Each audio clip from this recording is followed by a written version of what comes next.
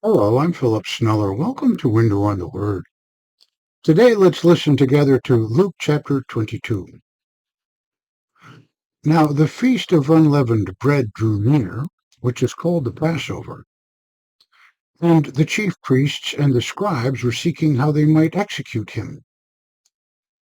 And Satan entered Judas, the one called Iscariot, who was of the number of the 12. And having gone out, he discussed with the chief priests and officers how he might betray him to them. And they were glad and agreed to give him money. And he consented, and he sought for the right moment to betray him apart from the crowd. Then the first day of the Feast of Unleavened Bread arrived, when it is necessary to sacrifice the Passover lamb. And he sent Peter and John, saying, "Go, prepare the Passover for us, so that we may eat." And they said to him, "Where do you want us to prepare it?" And he said to them, "Behold, when you have entered the city, a man carrying a jar of water will meet you. Follow him into the house that he enters, and say to the master of the house, 'The teacher says to you, where is the guest room where I may eat the Passover with my disciples?' And he will show you a large upstairs room that has been set. Prepare it there." And when they had gone, they found it just as he had said to them, and they prepared the Passover. And when the hour came, he reclined at table, and the apostles with him. And he said to them, "I have eagerly desired to eat this Passover with you before I suffer. For I say to you that I will not eat it again until it is fulfilled in the kingdom of God." And when he had taken a cup and had given thanks, he said, "Take this and divide it among yourselves.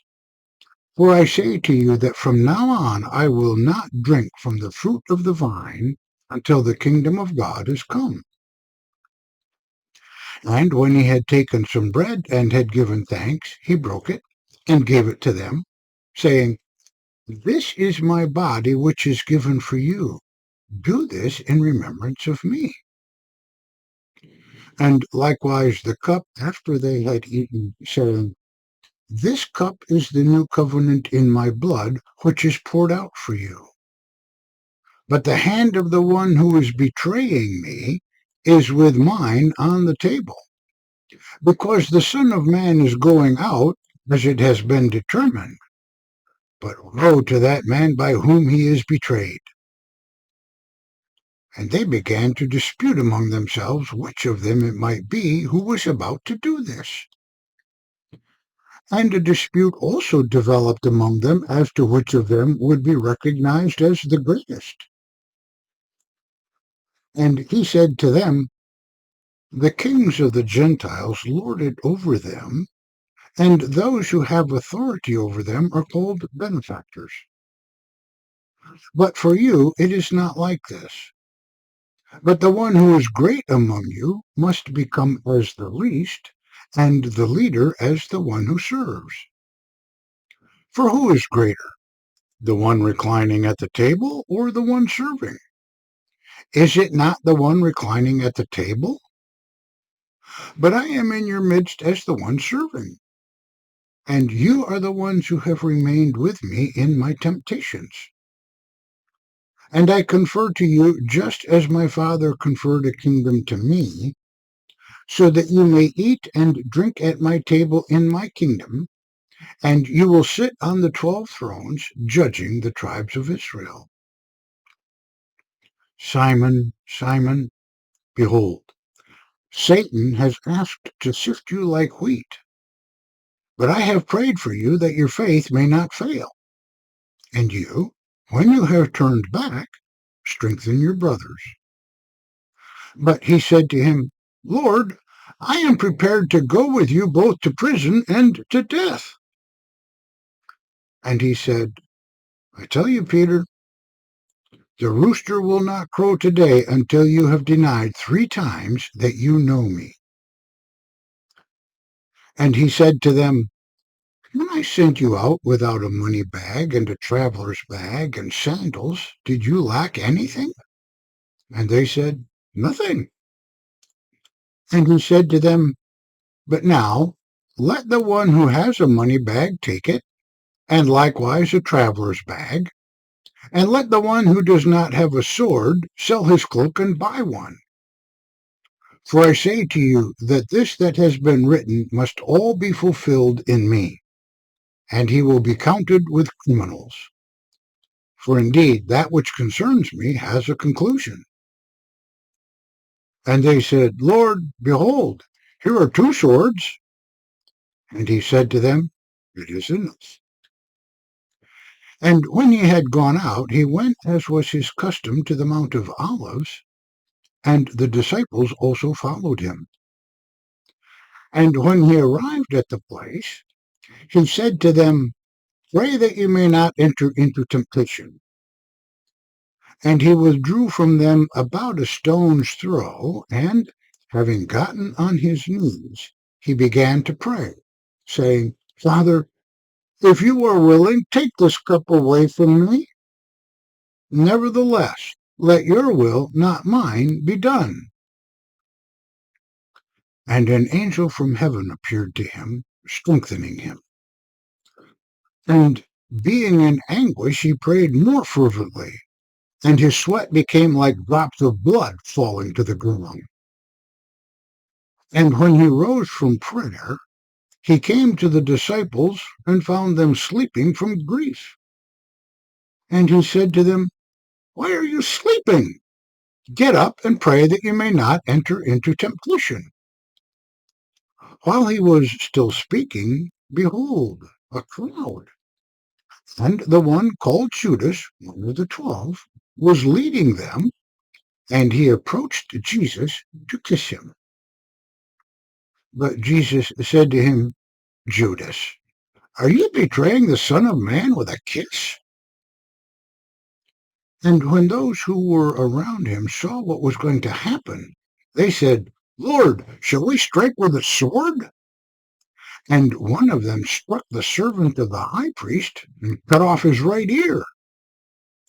But Jesus replied and said, stop this.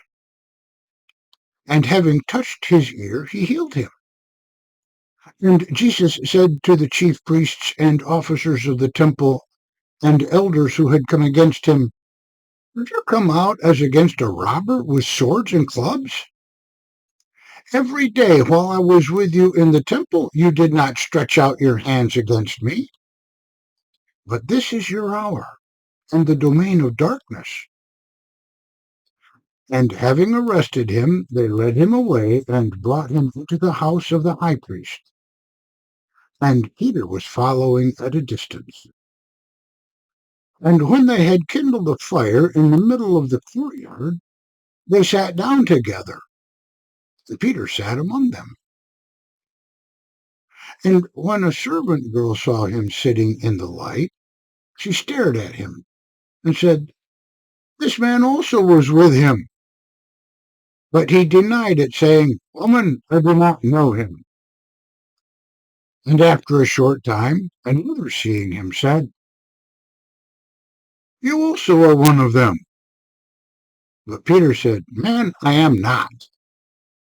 And when about an hour had passed, another insisted, saying, certainly this man was also with him, for he also is a Galilean. But Peter said, man, I do not know what you are talking about. And immediately, while he was still speaking, the rooster crowed.